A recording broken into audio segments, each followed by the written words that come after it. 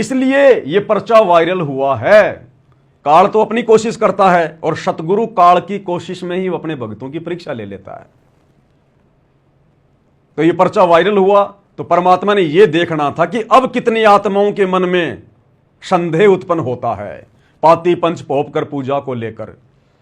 किन किन आत्माओं के मन में यह आएगा कि लो भाई, ये तो वास्तव में गुरुजी से गलती हो गई थी। अरे गुरुजी खुद ही स्वीकार कर रहे हैं, गुरुजी खुद ही भूल सुधार कर रहे हैं कि बच्चों मेरे से गलती हो गई। तो जो कमजोर आत्माएं होंगी उनके मन में तुरंत संदेह उत्पन्न हो जाएगा कि वास्तव में कहीं हम इस पवनदास के कहने से तो ये गुरुजी की आरती नहीं उतार रहे, गुरुजी ने तो खुद ही भूल सुधार कर ली कि बच्चों मेरे से गलती हो गई।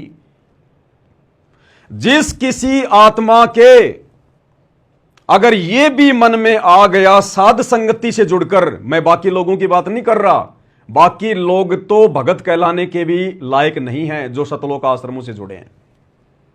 यहां बात चल रही है परमात्मा की चुनिंदा आत्माओं की, विशेष आत्माओं की, हंस आत्माओं की, जिनकी ट्रेनिंग चल रही है साध संगति में। क्योंकि यहां हमारी रिहर्सल होगी कि गुरु के ऊपर हमें कितना विश्वास है, हम कितने ज्ञान आधारी हैं, हमारे अंदर कितनी दृढ़ता है। यहां हमारी रिहर्सल चल रही है उस त्रिकुटी वाली ओरिजिनल परीक्षा के लिए। तो जो कचरा होगा उसको परमात्मा यही फैल कर देगा। तो अपने गुरुदेव भगवान को लेकर जो उन्होंने लिखा है कि बच्चों मेरे से भूल हो गई, उन्होंने भूल सुधार करके लिखा है। अगर किसी आत्मा के मन में जरा भी 1% भी अगर यह संदेह पैदा हो गया, अगर उसके मन में आ गई कि भाई वास्तव में गुरुजी से तो भूल हो गई थी और गुरुजी ने तो दोबारा से ठीक करके लिखा, वो आत्मा उसी समय फैल, उसी समय वो आत्मा भक्ति पद और मर्यादाओं से नीचे, उस आत्मा का मोक्ष नामुमकिन, उस आत्मा का मोक्ष नामुमकिन। जिसके अंदर, जिसके हृदय में अगर इतना सा भी भाव आ गया इस पेज को पढ़कर कि वास्तव में गुरुजी से तो गलती हो गई थी और गुरुजी ने तो दोबारा से भूल सुधार करके लिखा है, अगर किसी ने इतना सा भी मान लिया कि गुरुजी से गलती हुई है, वो आत्मा भक्ति मार्ग से कोसों दूर। यह सूक्ष्म खेल है भाई और बहनों। सतगुरु का और शिष्य का विश्वास रूपी कच्चे धागे से आपस में जोड़ होता है, कच्चे धागे की तरह रिश्ता होता है गुरु और शिष्य का। अगर मन में जरा भी मलिनता आ गई, जरा भी दोष आ गया किसी भी पॉइंट पे, किसी भी बात को लेकर, किसी के भी कहने से, उसी समय हम भक्ति पद और मर्यादाओं से नीचे गिर जाते हैं। यह सूक्ष्म खेल है। यह कनेक्शन और यह डिस्कनेक्शन ऑटोमेटिक होता है, ऑटोमेटिक। तो यह हमारी परीक्षा के लिए कि भक्तों के मन में क्या संदेह उत्पन्न होता है, ये हम सत्सेवक भाई बहनों की परीक्षा के लिए परमेश्वर ने अपनी लीला के तहत जानबूझकर गलती करने की लीला की। गलती शब्द परमात्मा के नजदीक भी नहीं होता है। अरे वो भगवान जिसने 6 दिन में सृष्टि रची, 7वें दिन तख्त पे जा बैठा।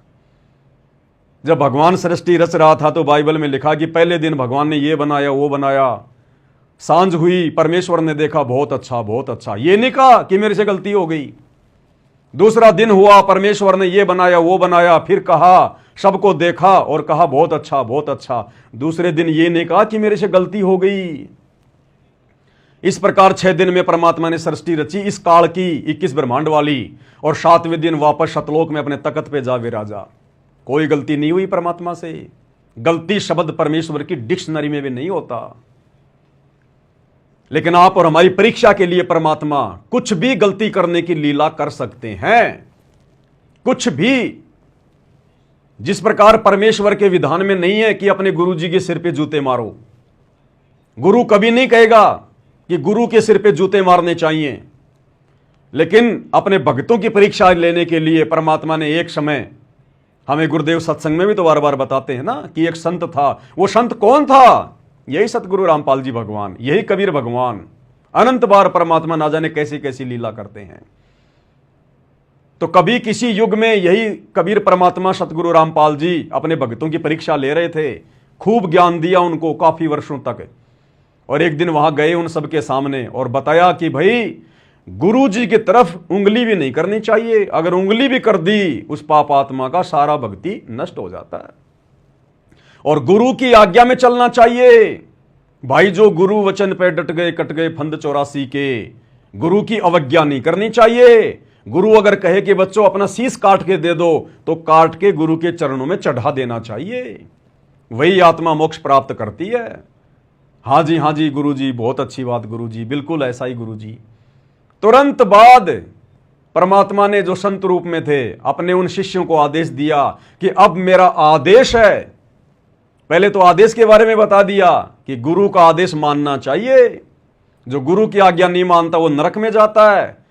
फिर तुरंत परमेश्वर ने कहा कि अब मेरी आज्ञा है, अपने अपने पैर का जूता निकालो और मेरे सर में 5-5 मारो, अपने भक्तों की परीक्षा लेने के लिए। जबकि उनके विधान में संविधान में कहीं नहीं है कि एक शिष्य ने अपने गुरुजी के सर में जूते मारने की सोचनी भी चाहिए, मारना तो बहुत दूर की बात है।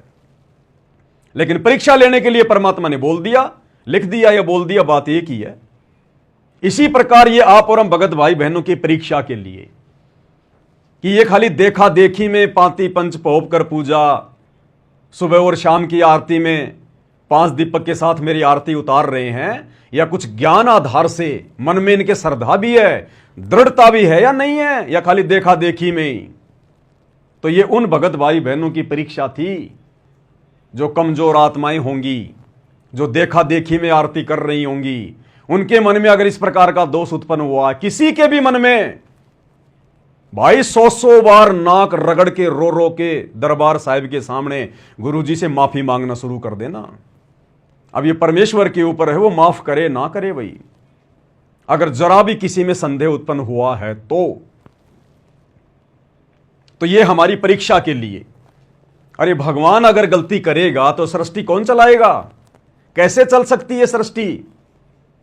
अगर सतगुरु रामपाल जी भगवान संध्या आरती का सरलार्थ करते समय अगर गलती कर रहे हैं तो क्या गारंटी है कि 30 साल से उन्होंने जो हजारों की संख्या में सत्संग किए हैं उनमें गलती नहीं होगी? जब एक गलती हो सकती है तो 2 भी हो सकती है, 3 भी हो सकती है। क्या गारंटी है कि उनकी पुस्तकों में कहीं कोई गलती नहीं होगी? और क्या गारंटी है कि सतगुरु रामपाल जी आगे सत्संगों में कोई गलती ना करें?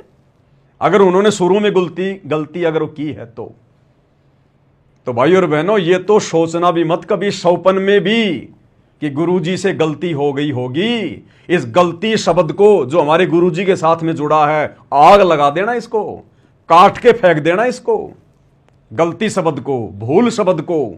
ना सतगुरु से भूल होती, ना सतगुरु से गलती होती। अपने बच्चों की परीक्षा लेने के लिए वो लाख बार भूल करने की लीला करे, लाख बार जानबूझ के गलतियां करने की लीला करे, ये उनकी मौज। तो ये हमारी परीक्षा के लिए था भाई और बहनों। लेकिन बड़ी खुशी की बात है, दास 2 या 3 दिन से यही देख रहा था कि मेरे पास में किसी का कोई मैसेज आता है या नहीं आता है कि भगत जी देखो यहां तो गुरुजी ने गलती कर दी।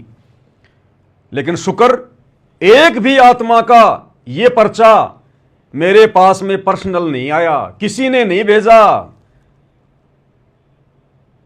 और सब भगत भाई बहन यही लिख के भेज रहे हैं इसके जवाब में फेसबुक पे, व्हाट्सएप पर, कि ये तो सतगुरु की लीला है, सतगुरु शंख कला दर्शावे।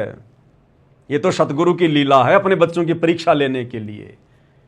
तो भाई और बहनों, ये साध संगति से जुड़कर गुरुदेव भगवान के आशीर्वाद का नतीजा है कि हमारे मन में काल तनिक भी संदेह पैदा नहीं कर पा रहा है।